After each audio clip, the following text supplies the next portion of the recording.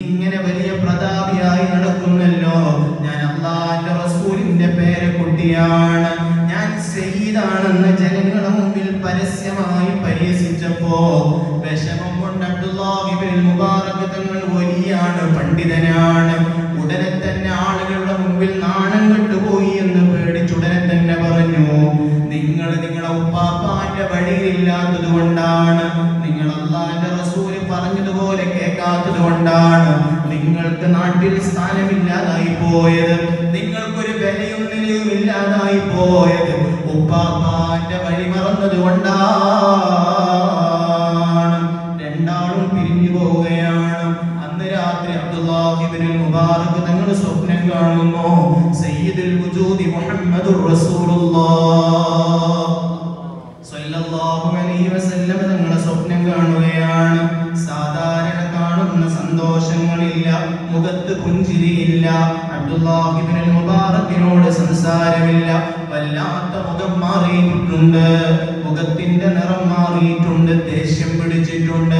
മാലക യാ റസൂലല്ലാഹ്, എന്തേ നബിയെ സംഭവിച്ചത്? അബ്ദുല്ലാഹ് ഇബ്നുൽ മുബാറക്കിനോട് പുഞ്ചിരിയില്ലല്ലോ, ദേഷ്യമാണോ നബിയെ? ഞാൻ എന്ത് തെറ്റാണ്? വമാദംബി, എന്റെ തെറ്റെന്താണ് നബിയെ? ഓ അബ്ദുല്ലാഹ്, നിങ്ങൾ എന്റെ ചെറിയ പേരക്കുട്ടിയെ കണ്ട് പരിഹസിച്ചില്ലയോ? ആളുകളെ മുന്നിൽ അദ്ദേഹത്തിന് എന്റെ പേരക്കുട്ടിയെ പരിഹസിച്ചില്ലയോ? എന്റെ കുഞ്ഞുമോന്റെ മനസ്സ് വേദനിച്ചില്ലയോ? അവനൊരു കള്ളുകുടിയനാണെങ്കിലോ ലഹരി ഉപയോഗിച്ചിട്ടുണ്ടെങ്കിലോ അയാളെ നിങ്ങൾക്ക് വിളിച്ച് രഹസ്യമായി ഉപദേശിക്കാമായിരുന്നു, അയാളെ നിങ്ങൾക്ക് രഹസ്യമായി നന്നാക്കാമായിരുന്നു.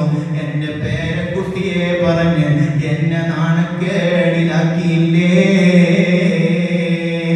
ഉടനെ തന്നെ ഉറക്കിൽ നിന്ന് എഴുന്നേറ്റ് അബ്ദുല്ലാഹ് ഇബ്നുൽ മുബാറക് ആ പേരക്കുട്ടിയായ മകനെ തേടി നടക്കുകയാണ്. റോഡിലൂടെ നടന്നതിന് ശേഷം അതാ വരുന്നു, ഇങ്ങനെ കണ്ട പേരക്കുട്ടി നടന്നു വരുന്നു, നാടനായ തങ്ങള് നടന്നു വരുന്നു.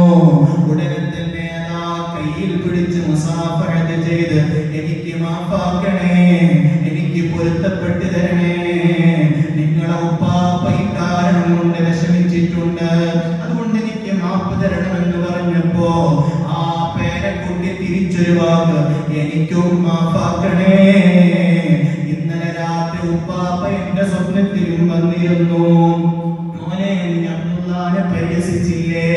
അബ്ദുല്ല ഒരു ആലിമാണെന്ന് നിനക്കറിയില്ലേ? അവർ നിനക്ക് വലിയാണെന്നറിയില്ലേ? നീ നേരെ